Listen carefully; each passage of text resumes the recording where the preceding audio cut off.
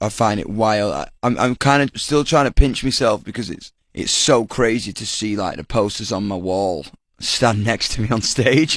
You know what I mean? It's amazing. Like, and they're just the best musicians. Yeah, and great guys, you know. Just Slash and so nice. We're just music fans first. Right. You know what I mean? It's just cool to just talk about that stuff. You know, also, congratulations, 3 Grammys. Wow. Is that wild for you? I mean, because, you know, in America, that's a big thing. I mean, yeah, I think award shows are wild, but the coolest thing about the Grammys and the Recording Academy is it's voted for by peers and by musicians and by producers and writers, and I think that's so cool, because I think fundamentally with this album, my real ambition was to truly go there. I think kind of for years of my life, I think I'm 28 years old, and I think what's been beautiful is I've been doing this since I was 18 years old, and I've been on such a journey, and I think some artists come fully formed, but me, since I was 18, I've been on such a ride, and this album really cemented what I wanted to do, and I really wanted to make an album that would tip its hat and thank rock music for what it did to me as a young person, and really go there. You know, I think like for... That's the title, right? Yeah. The album's called Idols, and I think with it all, like, you know, I almost been dissuaded since I was 18 to really go there with rock, because how do you bring it forward? How do you make it new? How do you make it... And I think they're the wrong questions. I think all rock is about is truth and authenticity, and I don't know, learning from what's been before and regurgitating it in your own way. And this album, I really took a risk on it, and I went there, like, our first single was 9 minutes, and fucking label went green and shit, you know what I mean? But to see how it's been received, and to see this cross-generational support for it, for the genre that we all love, and this year, I think, kind of, as I look back on it, and kind of, we got our first #1 in America and 3 Grammy nominations, I was like, holy shit, man. You know, when you really do what you want, and when you really, like, I feel like I'm 5 years old in my dad's workshop, like, it smells like fucking Tolex, amp glue, soldering wire, and lager, you know what I mean? And it's like, but you're moving up the ladder, because, you know, growing up in England, the NME and the Brit Awards, and then, you know, now seeing what America's all about. Yeah, I love it. It's happening quick. I love it out here. I love the rock community out here.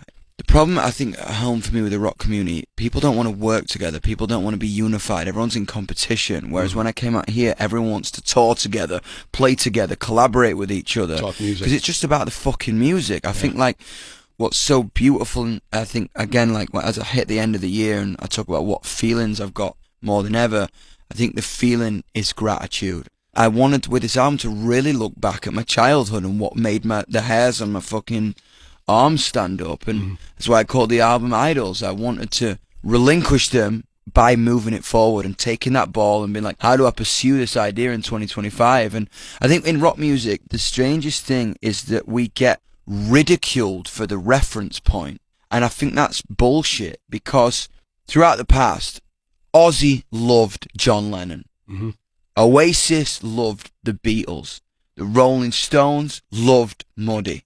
We always carry it forward in a new way, and I think what's been beautiful about this year is everyone, like, and I think what was beautiful about the Back to the Beginning gig, there was 6 generations of rock musicians together, been like, at our fucking dysfunctional Christmas dinner, going like, when we come together, this genre and what it means, and this level of truth and this level of freedom, and fuck it, it's like one of the most powerful things in the world. And I think this year for rock music has been triumphant. At that show, you know, you won a lot of people over, because a lot of the older rock community saw you for the first time. And did you pick Changes, or was that a Morello thing? No, that was Sharon. But no doubt you're an old soul. So that song, you knew that album. I think for me, the craziest thing about Back to the Beginning, I'm 2 years old.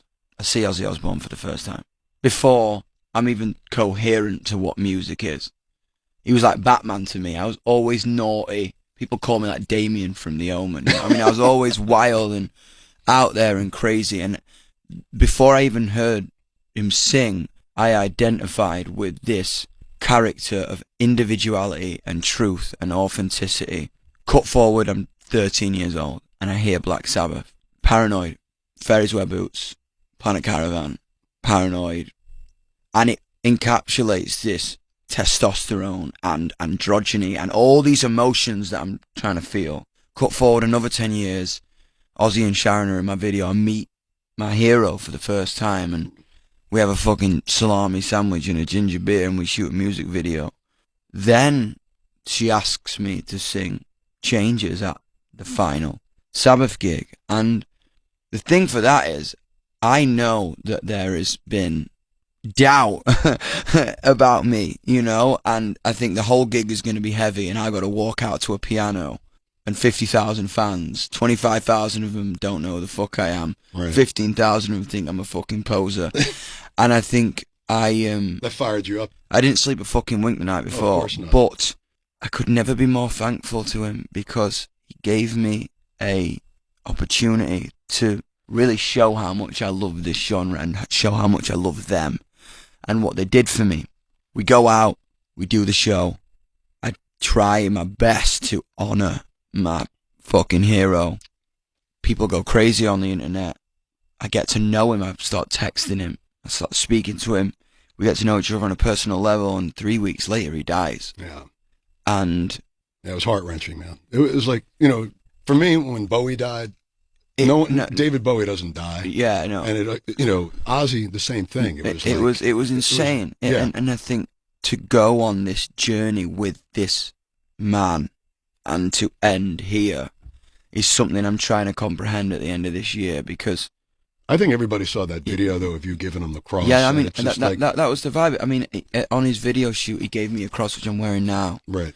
And he was just like, I hope this brings you luck. And he said to me, he was like, always be yourself. They'll get it in hindsight. They'll get it later. He was like, don't rush it. Just let it unravel. Let this creative thing unravel. Like, it's not always going to be liked at first. You know what I mean? And that stuck with me. So when it came to the gig, I know what it's like for him. I know he gave so much to everyone. And I just wanted to be like, I want to give you something. Not like a thank you or I want to give you, I'm going to make something for you. So I had one of my best friends make him a gold cross to almost return the favor and just be like, on your last gig, I hope this brings you luck and love and energy, because I knew he was going through it. I knew he was chained to this chair. And that was also like at the end of the performance when I got the crowd to sing. I did not have that planned. I knew he was getting there at 3 o'clock and I'd gone on at 3:30. And I knew he was nervous. I knew they were all nervous because they finally made it to the villa. They grew up a stone's throw away, and they finally made it to the stadium that they dreamed of playing. I knew he was nervous because he was going to have to perform in a chair. Right. I wanted him to hear them, and I wanted him to be backstage and go, yeah, man, let's fucking have it. It's going to be mad tonight. And you know, as a kid, you know, yeah, obviously I'm a lot older than you are, but I mean, I was the same way. You know, I saw him, and they were like a religion to me. You know, and that's the thing. The thing about it is, it's like often idols know things that we don't. I didn't think he would leave so soon after he did, but I know in my heart that he was like, okay, that's the way, and that's how I have to end this story. Right. When he sang Mama, I'm Coming Home, I had to fly. We had a headline gig in Belgium. That night we had to headline a festival. I said I was like, you got to set me up the TV in my dressing room. Because I think we were going on at like 11 Belgian time, which was like 10 p.m. So the gig to the warm, we were all just watching it. And when he was singing Mama, I was just like, honestly, I'm getting chills now. I could cry. You're giving me chills, man. I was like, when he was singing Mama, we were literally backstage, and you could hear like 60,000 Belgians roaring. It's Keith Roth hanging out with Yungblud in Ozzy's Boneyard, New Year's Eve. We'll be right back. Rock and roll, man.